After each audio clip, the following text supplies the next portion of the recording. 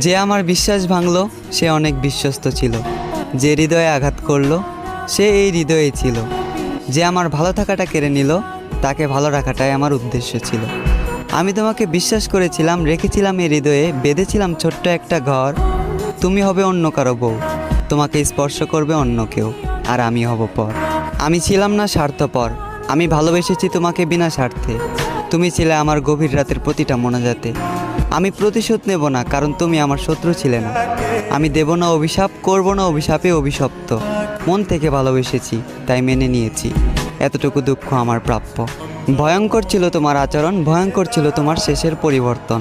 তুমি আমাকে নিয়ে খেলা করেছ, আর আমার ভালোবাসাটা ছিল তোমার কাছে পুতুল খেলার মতন, যে খেলায় তোমার হলো জিত আর আমার হলো মরণ।